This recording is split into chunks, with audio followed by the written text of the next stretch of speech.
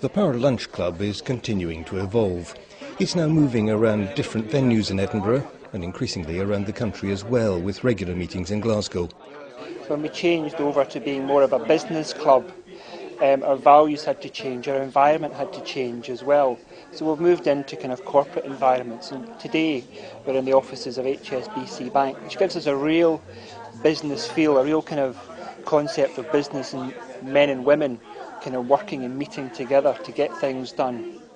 This meeting was sponsored by HSBC, in part because the bank's reaching out to the small business community in Scotland. The members that are here and are part of this club, we would look to them to say and approach HSBC and ask us, we have an event we'd like you to host or like to use your facilities for, would that be possible? Certainly we're always out there and able to provide that, and by us doing that obviously it'll help us create and deepen any relationships with either customers that we already have or potential new customers.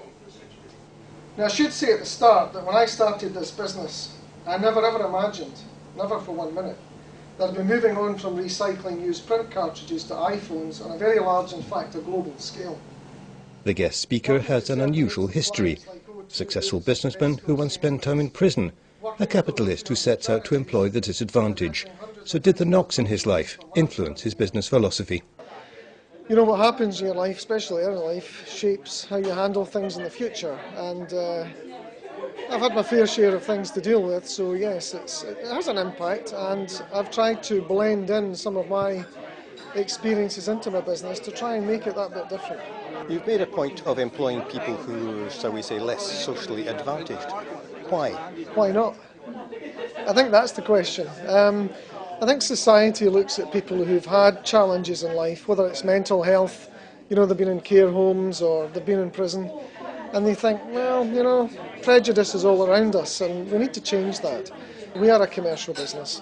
We do set out with the end in mind. Part of our plan is to help others if we can, but at the end of the day there is only one bottom line.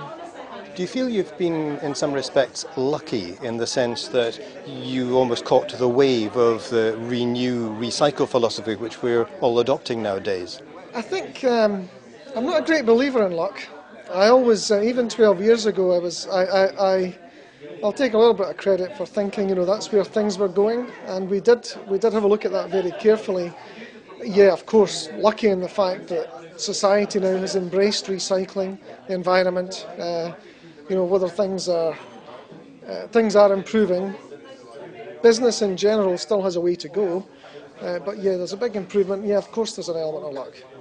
So what, in a sense, was the message that you were trying to get across to this group today? Think differently. Keep your eye on your cash. Cash is very important. If you have to borrow, borrow, but please make sure you've got a robust plan for how you're going to use it. When you look at employing people, please don't apply prejudice. Have a wide circle of people to look at. And if someone has had difficulties in their past, yeah, sometimes it can be challenging, but you'll end up with a very loyal member of your team, and you'll be doing that little bit extra to help someone that needs help. Future speakers include millionaire restaurateur Sharon Gill and Roots Shoots Fruits founder David Yeoman.